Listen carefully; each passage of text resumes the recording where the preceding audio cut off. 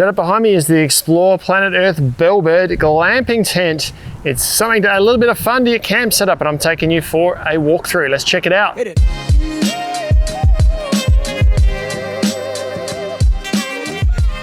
Ben from Snowy's here, folks, and this is the Explore Planet Earth Bellbird Glamping Tent. This is a popular tent for those who like a bit of casual camping because it adds a bit of fun, plenty of living space inside, and it's a great family tent. I'm taking you for a walkthrough today. Now, it weighs about, Explore Planet Earth say 11.4 kilos. This is one of our staff's demo tents, which came in at about 13 kilos with a few extra pegs in there, so it's somewhere in that range. Measures about 4 meters across, but it's kind of it's got lots of size to it, so it's almost a circular shape, and packs up to about 80 centimeters in length by about 30 centimeters in diameter, so it's quite portable. Probably the only downside of it is there's a lot of pegs to set it up around the base, so if you're pegging it into hard ground, you're probably going to have a few headaches getting it set up. I'll start with the fabrics that it's made of. Now, the canopy, or the top bit of the tent here, is a 300 denier polyester. It feels nice and heavy duty, and a seam sealed throughout. It's got a 2000 millimeter waterhead. Now, the tent itself is quite waterproof, but a simple design means it's not designed for really, really bad weather. So reasonable amount of rain and wind is going to be fine, but really, really heavy weather, just the design is probably not going to put up with the wind.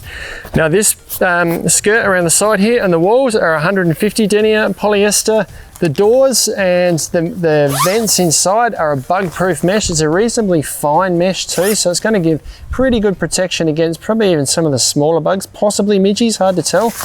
And the floor is a polyethylene floor, so that's harp type material, which is a little bit crinkly feeling, but it's a nice durable floor for tents. And before I open these doors right up and look inside, we'll go for a bit of a walk around the outside and have a look. We start heading around this way. There's not a lot to see on the outside. The first thing we see around here is one of the 3 vents that feature in the base of the tent here for ventilation. If we look up at the top of that, there is another vent in the top. There's 3 of those around the top as well. If we keep coming around here, we'll see that again. Nothing more here, but we see another vent in the base there, and another one once again at the top, and that features for a 3rd time in this panel here with a vent at the bottom, these are all adjustable from the inside, and that vent at the top as well. They're not adjustable, those vents at the top there. And coming back around to the front of the tent here, we go to the single entry. There's only one doorway into this tent here, but it is a double door. So we've got solid panels on the outside here that we can roll back to expose mesh panels. Which means this mesh will then work in conjunction with the 3 vents at the ground level, as well as the vents in the roof to allow ventilation throughout the tent. We can pin them back, and then we've got a T-zip door here. There's no zip on the bottom of this front door, only on the mesh door here to keep the bugs out. We can zip that and access the tent. So let's step inside and have a look. We're coming inside the Bellbird here. We'll start with the features that we've got in here. Starting at the very top, we can see the pole that sits at the top here. This little loop that we can use for either securing a lantern, I suppose, or if we've got a power cord coming in and we want to run strip lighting around here, we can use that in conjunction with these clips that feature on the side here. There's 3 of those and one behind where you're standing there at the moment, so we can attach lanterns to it. You can also see the 3 vents that we saw from the outside there. Now, we can't adjust these from the inside, they just sit there and a little bit of high level ventilation in the tent. Now, around the base of the tent, we've got 3 vents, the ones that we saw from the outside, and 3 mesh storage pockets here as well.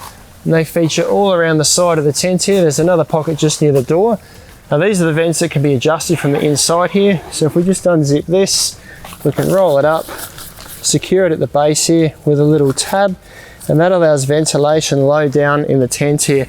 If we open all 3 of those up and use it in conjunction with the door, we've got ventilation through all the low area of the tent here, and the vents at the top to allow the hot air to escape up and out of the tent. In terms of the space we've got inside the tent, it's 2.5 meters to the peak up here. Now, that's not usable space. If I stand up in here, I can stand a small way across from the center before my head hits the top. I've still got a bit of room behind me, and I had to start to crouch down to the sides here. In terms of actual floor space, I measured about 3.8 meters across the middle of the tent here, and about 3.5 meters from the door to the back here. Now, because it's not a perfect circle and it's flat at the front, you get different measurements depending on just where you take that measurement from. What I have got though is a couple of airbeds that I'm going to throw in here just to show you how you might be able to use the space. So I've just played around with the mats in here a little bit to try and work out the best configuration. Now, these are XL single mats, about 190 long and 1 meter wide. This is a double high queen, which is about 2 meters wide, 2 meters long and 150 wide. So they fit crossways like this. So family of 4, it's pretty good. Storage or living space at this end here, plus an entrance over there.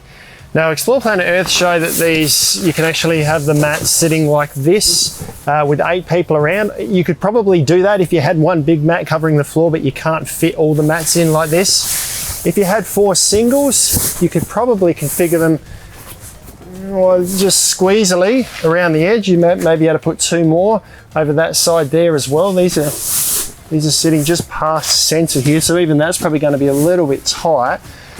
Definitely 3 single mats you could fit in here with plenty of living space in the middle, or if you've got some smaller mats, then yeah, there's definitely plenty of space inside the tent here. I reckon these are a great, fun family camping tent. You can set this up so that you can bunker down in here, play games, have a great fun family camping experience. You can grab them online at snowies.com.au at our lowest prices every day. If you've got any questions though, let us know down in the comments below. Subscribe to our channel, we'll send you all of our latest information. Or check out some of our other videos like this one down here.